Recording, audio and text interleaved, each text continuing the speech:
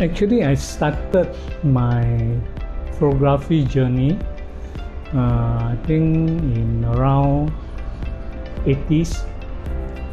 That time I was with Singapore Press Holding, and one of my colleagues is actually David Day, who was the president of PSS at that point in time. So he actually helped me to buy a Minolta camera for my China trip, and that is where I started my photography journey. From there, I get hooked to photography, and has been taking photo, regularly since then.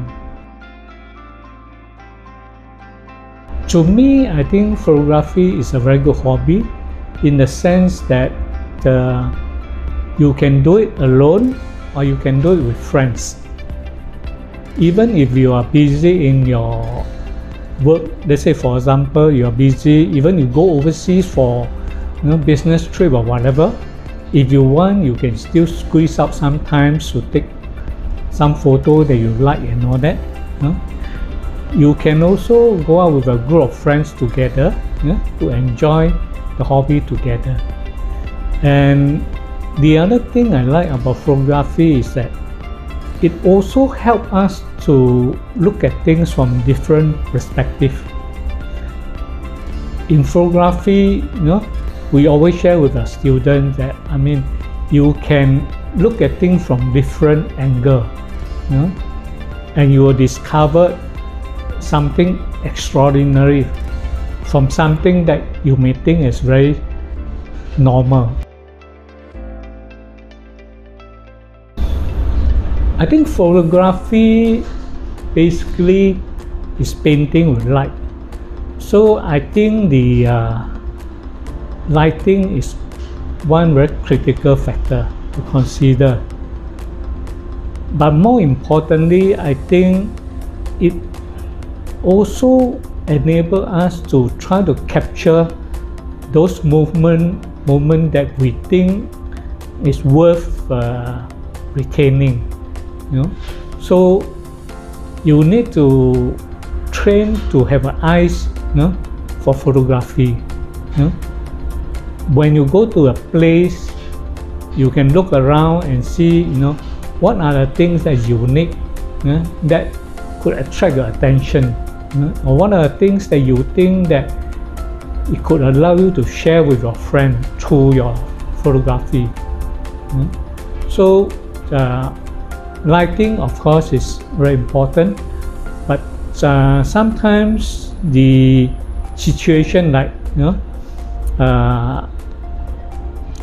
something that happens in a split second that caught your attention, you can also capture it, and that may become a good picture if you are able to capture it in time. So this means that we need to know our equipment well. We need to know our sort of photography techniques and all that well. So if we are well prepared, then we will have better chance of capturing all those situations that we want to capture with our camera. My photo are mainly focused on travel and landscape. Of course, I do take portrait photo from time to time also, and nowadays the handphone is so powerful and all that. I also use my handphone quite frequently to capture, especially portrait photo or street photo and things like that. Some people may say that when the lighting is very strong, let's say midday, it's no good for photography. But if you ask me, I think every season or every moment there are unique things that you can capture. So it doesn't mean that midday you cannot get good photo. Depends on how you make use of the lighting at that point in time. It could still allow you to capture very nice photo. If you really want to capture the photo that you want, you must bring the right gears. But in doing so, we will have to actually carry quite a lot of equipment with us. Sometimes big lenses and things like that. I normally carry two medium format camera system. One is Hasselblad, one is Fuji GFX. I also normally carry a Fuji crop sensor camera, either ST5 or HH2, and I also carry 3 handphone, and I also bring my drone. I also have a Instant 360 video camera with my 3-meter stick, and of course my tripod, and sometimes even monopod. So I actually carry quite a lot of equipment with me, but I don't use them all. That means I bring it with me, but when I need to use that camera, then I'll bring it out and all that. There was an instance where I went to Huangshan to take photo during winter, and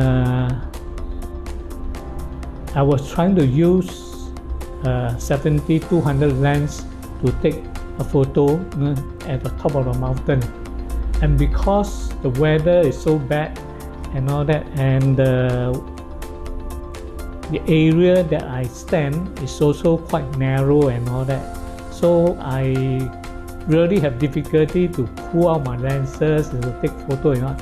And because of that, and I end up getting tennis elbow, which I only recover after half a year because I was trying to pull out my 70-200 lenses from the pouch, but the space there is so narrow and all, so tight and all that, so I really have a hard time to do that. So because maybe I using too much strength, and end up I got tennis elbow, because of that. Your equipment is just a tool. Doesn't mean that you have a very expensive camera or very expensive handphone, it will guarantee you that you can get a very good photo. More important thing is that the photographer must know his equipment well, right? And must know his composition rules and all these things well, and also have an eye for photography. It means it's able to identify good opportunities for photography. So that to me is more important than the equipment itself. I do that just to share my knowledge with my students, because through sharing of knowledge, in fact, I myself also learn something sometimes, because not all the questions from the student I have the answer. Sometimes they could ask me something which I'm not sure, or relate to certain new, equipment or new technology and all that, and that will prompt me to go and do more research and all that, and through that I also improve myself.